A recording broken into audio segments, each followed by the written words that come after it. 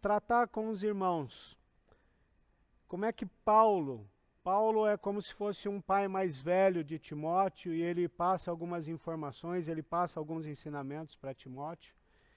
E eu queria ler com os irmãos esse texto e tratar com os irmãos esse texto. 2 Timóteo capítulo 4, são 3 versículos apenas. Versículos 6, 7 e 8. 2 Timóteo 4, versículos 6, 7 e 8. E diz o seguinte: quanto a mim, estou sendo já oferecido por libação, e o tempo da minha partida é chegado. Combati o bom combate, completei a carreira e guardei a fé. Já agora a coroa da justiça me está guardada, a qual o Senhor, reto juiz, me dará naquele dia, e não somente a mim, mas também a todos quanto amam a sua vinda. Eu peguei uma citação aqui de Epícoro, e ele diz o seguinte: a morte não é nada para nós, pois enquanto existimos, não existe morte. E quando existe morte, não existimos mais.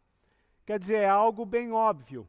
É como eu costumo dizer no meu trabalho, alguns irmãos sabem, eu trabalho com TI, e quando tem alguma coisa errada, eu vejo o pessoal quebrando a cabeça, e aí eu chego perto e falo, já sei o que está acontecendo. É algo que está errado, que não está certo. Quando ficar certo, não vai estar mais errado. Então é mais ou menos isso. A morte não existe para nós, porque nós estamos vivos.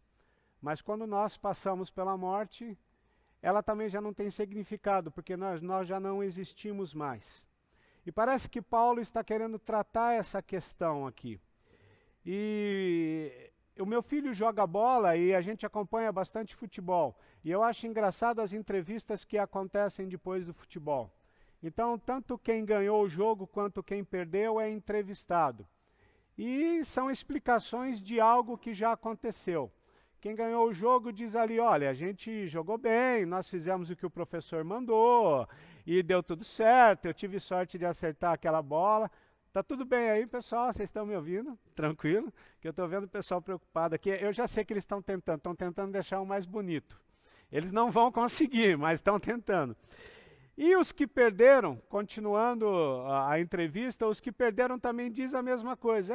Nós perdemos, a gente tentou fazer o que o professor mandou, e não deu certo, e etc. Mas tudo bem. O importante é que quando nós olhamos para um jogo de futebol, a gente ouve sobre o que já aconteceu. Paulo, quando ele escreve esse texto, ele tem uma firme confiança do que vai acontecer. E ele escreve esse texto baseado no que ele viveu, no que ele está vivendo e no que ele acredita, no que ele tem certeza, convicção do que vai acontecer. Eu quero ver alguns princípios nesse texto que nos ajudam a viver dessa maneira. Nos ajudam a nós olharmos para o futuro com uma certeza que nós temos do que vai acontecer. Com uma certeza que nós temos daquilo que Cristo prometeu para nós, da vida eterna. Paulo, é como se Paulo estivesse escrevendo aqui o seu próprio epitáfio. Epitáfio é aquilo que você escreve na sua lápide. Perto da onde eu moro, em Mogi, eu me lembro que os meus filhos eram pequenos, e uma vez a gente estava andando de carro perto de casa lá, e eu apontei para um lugar, acho que eu já até contei essa história, apontei para um lugar e disse o seguinte: daqui um tempo eu vou vir morar nesse condomínio aqui. E os meus filhos eram pequenos, estavam no banco de trás do carro e começaram a olhar, que condomínio, que condomínio? E aí a gente passou no próximo portão, eles viram que era um cemitério. E eles disseram, pai. Eu falei, pois é, daqui a um tempo eu vou vir morar nesse condomínio aqui. E quando Paulo escreve esse texto, é como se ele estivesse fazendo isso, como se ele estivesse reunindo a sua família, pressentindo que a vida estava chegando ao fim. Paulo estava preso, não porque ele tinha feito nada errado, ele estava preso por causa de pregar a palavra de Deus, e ele pressentia que o seu fim era próximo. Então ele queria passar algumas instruções, queria passar algumas recomendações de motivação, ensinos de vida, e ele escreve esse texto. Primeira recomendação que eu quero ver com os irmãos já está logo no versículo 6. E ele diz o seguinte: quanto a mim, já estou sendo oferecido por libação. Libação é um termo, ou é uma palavra muito conhecida dos judeus e das culturas antigas que ofereciam sacrifício.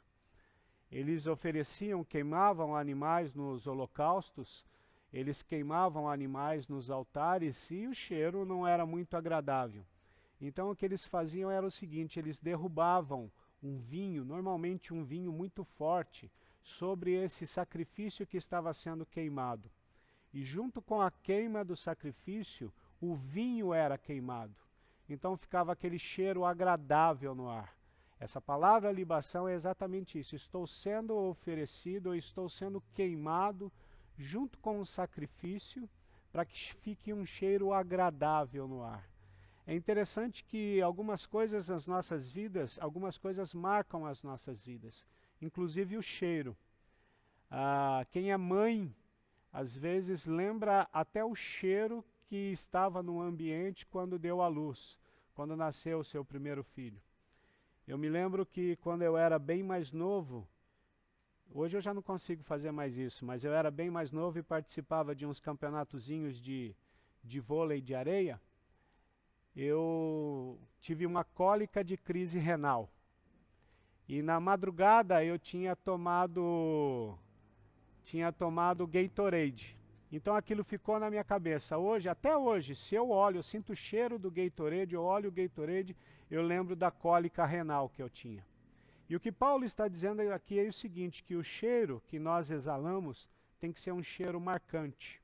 O que Paulo está dizendo quando ele explica que estava sendo oferecido por libação, e é muito interessante, ele diz que o tempo da minha partida está chegando, ele está sentindo. Esse texto no grego, quando ele escreve no original, é mais ou menos o seguinte, como um barco que está sendo lançado ao mar. Como um barco que você tira a sua âncora e deixa esse barco para que ele vá lançado ao mar. E o que Paulo está dizendo, olha, eu estou sentindo que esse momento da minha ida está chegando, que eu estou sendo lançado ao mar, que está no momento de eu encontrar com Cristo. E ele deixa esse cheiro suave. O cheiro que Paulo deixa, ele faz essa referência ao vinho que era queimado. Isso é um exemplo, uma metáfora boa para nós. Qual é o cheiro que nós temos exalado? Como é que as pessoas lembram de nós? Como é que as pessoas vão lembrar de nós? Como é que a sua família vai lembrar de você? Ainda mais nesse período de dificuldade que nós estamos vivendo. Alguns dizem que você quer conhecer um cara, se ele é crente mesmo, bota ele para jogar futebol. Que é no futebol que você descobre se o cara é crente. Por isso que eu já parei de jogar futebol há muito tempo. Meu filho me chama para jogar bola com ele, eu dou um monte de desculpa. Então, porque é no futebol que você se revela. No período de crise é que a gente revela quem nós somos. Nesse período que nós temos vivido, que nós temos descoberto quem nós somos, se a nossa fé, a nossa esperança realmente está em Cristo, ou se a gente vive por aquilo que a gente pode administrar. Se eu estou tranquilo porque eu sei que eu tenho dinheiro suficiente na minha conta para viver vários meses parado, se eu estou tranquilo que eu sei que eu tenho a minha assistência médica, ou se eu estou tranquilo porque mesmo sofrendo e sendo impactado com essa situação, eu tenho certeza de que Deus está no controle de todas as coisas. E quando Paulo explica isso e ele fala, olha, eu estou deixando esse cheiro suave, ele explica 3 momentos da vida dele. Um momento de guerra, um momento de caminhada e um momento de fé. E eu quero ver com os irmãos essas 3 explicações em versículos curtos que Paulo dá. Primeiro ponto é quando Paulo fala no versículo 7, combati o bom combate.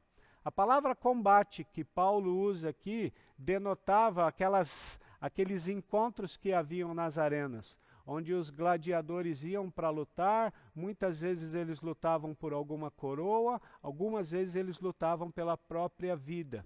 Então, o que Paulo está dizendo aqui é o seguinte, olha, eu combati esse combate. Eu combati esse combate pela minha própria vida. Eu combati esse combate por causa da coroa. Eu combati esse combate para alcançar algo maior. E é interessante que quando a gente olha esse texto e essa vida, é isso que Paulo está dizendo, quando a gente aceita Cristo, nós entramos num combate. Eu costumo dizer que antes de você aceitar a Cristo, você não é conhecido nem no céu e nem no inferno. a gente já nasce no pecado. A nossa natureza é pecaminosa. A gente já nasce com a tendência de fazer o que é mal. Então o diabo já sabe que a gente está na turma dele. Mas quando nós aceitamos a Cristo e o nosso nome é escrito no livro da vida, a gente passa a ser conhecido tanto no céu quanto no inferno. No céu nós passamos a ser conhecidos porque o nosso nome está no livro da vida. E no inferno a gente passa a ser conhecido porque nós somos mais um inimigo. E o que Paulo está dizendo é isso, que ele combateu esse combate de ser inimigo do mundo espiritual. Que combate é esse? A nossa guerra não é contra o nosso irmão, a nossa guerra não é contra aquele que não quer ou não conhece a Cristo. Interessante, principalmente no momento em que nós estamos vivendo, a gente vê um monte de gente se debatendo, um monte de ideologia política, e às vezes existem pessoas que quando não aceitam a Cristo, entram numa guerra. Parece que aquele que está do outro lado, aquele que não é de Cristo, é seu inimigo. E não é isso que Paulo está dizendo. Nosso inimigo é aquele que tenta roubar a nossa salvação. Nosso inimigo é o diabo, é Satanás. E a gente entra nessa guerra, e o que o Paulo está dizendo, primeira coisa que Paulo diz, olha, eu combati essa guerra. Eu combati esse bom combate. Efésios capítulo 6, a partir do versículo 10, Deus vai nos dar uma lista de armas que nós temos, uma lista de armadura que nós temos para encarar essa guerra. E é importante nós termos isso em mente. Inclusive no momento que nós vivemos, é uma luta contra nós mesmos. É uma luta contra aquele que tenta roubar a nossa paz, é uma luta contra aquele que tenta tirar a nossa confiança. Paulo está dizendo, olha, eu estou deixando um cheiro suave. Eu sei que a minha morte está perto e eu estou deixando um cheiro suave. E enquanto eu pude, eu combati um bom combate. Eu fiz a minha parte. Eu servi, e alguns serviram o exército, outros tiro de guerra. E é importante e é interessante o companheirismo que a gente tem quando a gente está ali. A importância que a gente dá de caminhar junto. E é isso que nós fazemos aqui. Nós, como igreja, nós combatemos o combate junto. Nós andamos juntos. E é por isso que nós estamos sentindo falta de estarmos juntos. E é por isso que eu pensei nesse texto e lembrei do Osmar. Pensando no combate, na guerra que ele estava enfrentando, na dificuldade que ele enfrentou.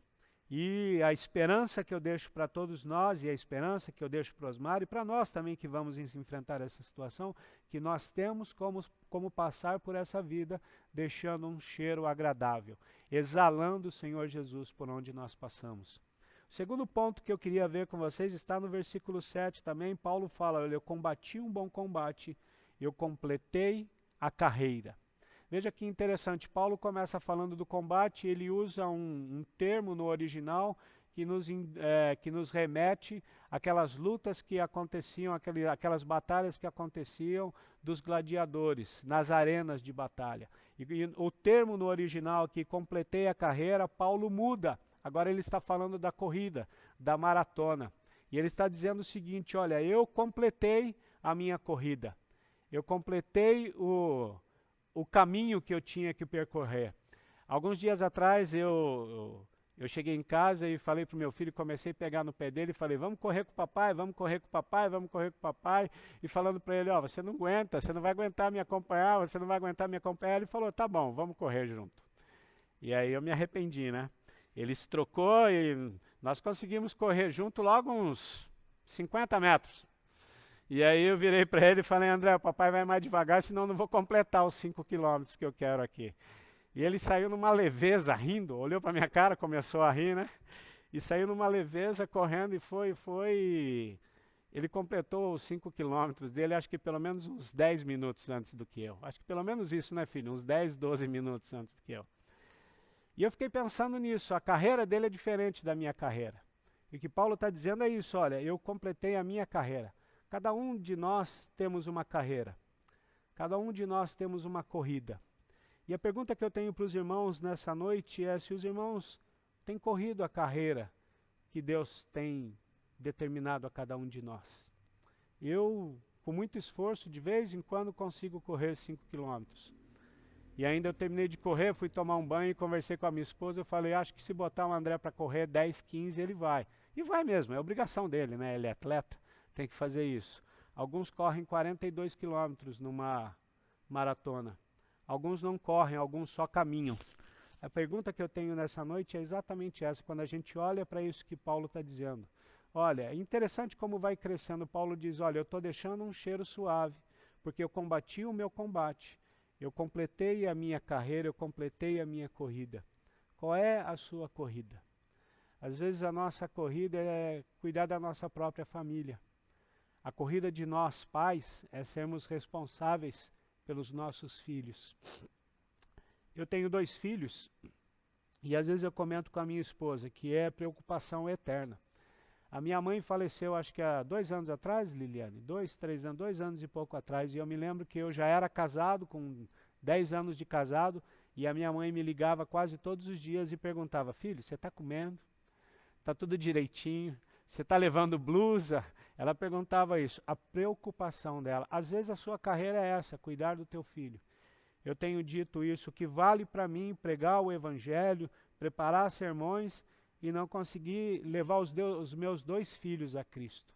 Qual é a sua carreira? Qual é a corrida que Deus propôs a você? Se você ainda não descobriu, eu queria te dar uma sugestão, que é exatamente essa. Colocar como alvo da sua carreira, da sua corrida, ganhar a sua família para Cristo. Ser o mentor espiritual da sua casa. Ser a mãe, a mentora espiritual da sua casa. Levar os seus filhos, as pessoas que estão próximas a ti. O Gerson falou agora há pouco para você chamar os seus amigos, chamar os seus parentes para eles irem se conectando. Talvez essa seja uma boa carreira de você escolher correr. De você ser o cheiro suave de Jesus perto das pessoas que te circundam. Perto da família, dos amigos de trabalho, dos parentes mais próximos. Sou uma libação. Eu exalo o cheiro do Senhor. Eu combati um bom combate. Eu corri a minha carreira. E o terceiro ponto é bem óbvio, guardei a fé. Interessante que Paulo está dizendo o seguinte, olha, eu fiz tudo o que tinha que fazer. Me esforcei para deixar um cheiro suave do Senhor. Eu me esforcei para combater o meu combate. Eu me esforcei para correr a minha corrida. E eu me esforcei para guardar a minha fé. E Paulo guarda a sua fé, não só para ele, mas porque ele tem um alvo maior. Isso é importante para nós, porque às vezes no meio da nossa corrida, a nossa fé esfria. Quando eu era mais novo, eu costumava dizer que eu não tinha muito tempo de igreja. Infelizmente, eu já não posso mais usar essa expressão. Eu tenho 51 anos de idade e fui para a igreja com 9 anos de idade. Quem é bom de conta aí? Então eu estou na igreja há 42 anos. Então nesse tempo eu tenho visto bastante coisa dentro da igreja. E tenho visto pessoas que a fé esfria. E parece que é mais difícil. Tenho visto pessoas que se tornam amargas, que se tornam difíceis. Lembra que eu falei lá no começo de deixar um cheiro agradável? Pessoas que, apesar de muitos anos dentro da igreja, exalam um cheiro ruim, deixam uma sensação ruim por onde passam. Pessoas que você olha para ele e fala, mas esse cara acabou de falar de Jesus e ele não tem a esperança em Jesus. Esse cara acabou de me pregar do Cristo e ele não vive essa esperança, não tem. Então é interessante isso. Guardar a fé. As lutas podem roubar as nossas fés. As lutas podem roubar a nossa fé, não as nossas fés. As dificuldades podem roubar a nossa fé. As decepções podem roubar a nossa fé. As frustrações podem roubar a nossa fé. E lembra que Paulo fala que ele combateu um combate? É esse combate. Porque Satanás vai tentar colocar frustrações, tristezas, decepções. Ele vai fazer de tudo para que você perca a sua fé. Mas nós temos que abandonar esse tudo e guardar a nossa fé. O próprio Paulo vai dizer um pouquinho mais à frente, quero usar esse texto na semana que vem, que quando Paulo esteve diante do Sinédrio, ninguém esteve com ele. Irmãos, você consegue pensar nisso? Um cara que pregou o evangelho para grande parte ali da região onde eles viviam, um cara que levou o evangelho para muitas cidades, implantou várias igrejas, escreveu 1/3 da Bíblia, E quando ele estava diante do Sinédrio, ele não teve uma pessoa que fosse a favor dele. Não teve um cara que disse, olha, não, esse Paulo aí, o que ele fala é bom, o que ele fala é verdade, ele me ajudou, ele transformou a minha vida. E ele poderia ter esfriado, mas ele guardou a sua fé. Por que ele guardou a fé? Porque ele olhava além. Versículo 8, já agora a coroa da justiça me está guardada, a qual o Senhor reto juiz me dará naquele dia, e não somente a mim, mas também a todos quanto amam a sua vida. Primeiro ponto, Paulo estava sendo oferecido por libação, deixando um cheiro suave. Segundo ponto, ele se propôs a combater o combate. Terceiro ponto, ele completou a sua carreira. Quarto ponto, ele guardou a fé. Esses 4 pontos na vida de Paulo com um único objetivo: alcançar a coroa da justiça que lhe estava guardada. Às vezes a gente vive a nossa vida sem ter muitas expectativas. Eu, apesar de um pouco mais velho, tenho muitas expectativas. Eu estava conversando com a minha esposa outro dia, e alguns dias atrás eu estava com alguns amigos assistindo um canal no YouTube de um rapaz que colocou a data da volta do Senhor. E ele tinha dito que o Senhor ia voltar dia 8 de abril e não deu certo, e agora ele disse que o Senhor ia voltar dia 17 de abril e não deu certo. E ontem à noite, acho que era quase meia-noite, eu entrei no canal dele para ver o que ele ia dizer, porque vai que era hoje, né? Eu precisava estar preparado. E aí ele deu um monte de desculpa lá, e eu conversando com a minha esposa, eu tenho muitas expectativas. Não acredito que essa questão do coronavírus é o fim do mundo, ainda. Tenho muitas expectativas, porque Deus fez muitas promessas na minha vida. Deus deu promessa na vida dos meus filhos. Deus deu promessa na vida dessa igreja. Eu orei bastante por essa igreja aqui, quando conversaram comigo para eu ajudar. E Deus deu promessa deu promessas para a vida dessa igreja. Deus tem promessa para a vida de cada um de vocês aqui. Deus tem um propósito para vocês que estão nos assistindo, mesmo vocês que não são dessa igreja, não são membros dessa igreja, são membros de outra igreja. Deus tem um propósito, Ele ainda tem as promessas para cumprir. E Paulo escreveu tudo isso e viveu tudo isso com a certeza dessa promessa. A diferença de quando nós nos relacionamos com Deus é que as promessas que eu faço, você ainda não pode ter como certa. Domingo passado, naquele probleminha que nós tivemos, eu me lembro que eu falei, Gerson, acho que domingo que vem eu vou dar um pulo aí, acho que vai ser melhor. E eu vou falar para os irmãos, eu também peco. Hoje, meio-dia, é a hora que eu estava pronto para sair de casa, me deu uma preguiça. Eu nem falei para minha esposa e para os meus filhos, acho que eu não vou, porque se eu tivesse dito, eles iam dizer, não, não vamos não. Aí me deu uma preguiça, mas eu falei, não, eu preciso cumprir minha promessa. A gente precisa melhorar. Então, mas nós corríamos o risco de eu não cumprir a minha promessa. Ainda eu passei na casa de um amigo antes de vir para cá, para pegar algumas máscaras lá, e a minha amiga disse o seguinte, nossa, a gente estava com uma esperança de que você não fosse, você passasse a tarde aqui. Falei, não, eu vou, eu prometi. A diferença é que as promessas de Deus, nós já podemos dar como certa. A minha promessa eu preciso viver para cumprir. A promessa de Deus, eu tenho certeza de que ela vai se cumprir. Quando Deus diz uma coisa, está declarado, é como se já tivesse acontecido. Mesmo que leve anos na minha vida para acontecer. O que Deus diz não muda. E é com essa esperança que Paulo escreveu esse texto. Ele se tornou libação, ele combateu o combate, ele correu a sua carreira e ele guardou a sua fé na esperança do versículo 8. Ele tinha certeza que a coroa de justiça já estava guardada para ele. A minha esperança dessa noite é que nós olhemos para esse texto e, independente do que nós estejamos vivendo, nós guardemos a nossa esperança. Porque a esperança, ela nos dá motivação para combatermos o combate, para completarmos a nossa carreira e para guardarmos a nossa fé. A esperança, ela gera a certeza de que eu não estou sozinho nesse caminho, de que há mais alguém comigo. Guarde esse texto no seu coração. E se você quiser, medite nesse capítulo durante essa semana. 2 Timóteo capítulo 4. Semana que vem eu quero continuar falando com os irmãos nesse capítulo. A gente vai falar de alguns outros versículos, algumas outras coisas que Paulo ensina para a gente. Deixa um cheiro suave do Senhor por onde você passar. Combata o seu combate. Seu combate não é o mesmo que o meu. A palavra de Deus nos diz que Deus nos conhece melhor do que nós mesmos. E Ele nos propõe o combate que nós somos capazes de combater. Complete a sua carreira. Sua carreira não é igual à minha, sua corrida não é igual à minha. Você não precisa olhar para a corrida do seu irmão e ver se ele está mais à frente ou mais atrás. Você precisa olhar para o alvo que é Jesus e ver se você está no caminho que Ele determinou para que você caminhasse. E o quarto ponto, guarde a sua fé.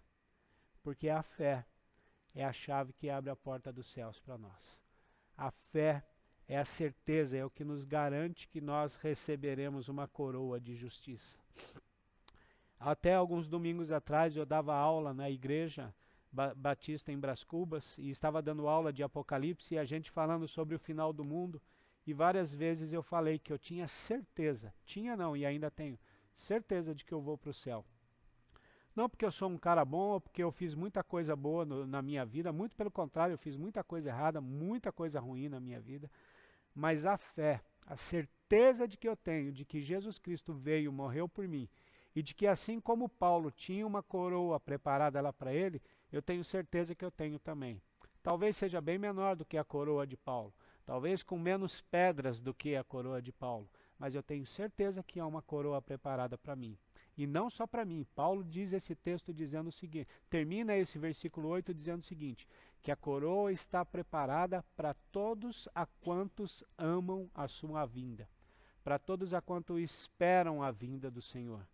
E o meu desejo nessa noite é que você mantenha a sua esperança, espere a vinda do Senhor e caminhe firme e forte até a volta de Cristo. Para finalizar, a gente estava vindo para cá, eu dirigindo no carro, a gente ouvindo o rádio, e eu ouvi uma música que é bem conhecida dos irmãos, e a música diz o seguinte: vivemos esperando dias melhores, dias em que seremos melhores.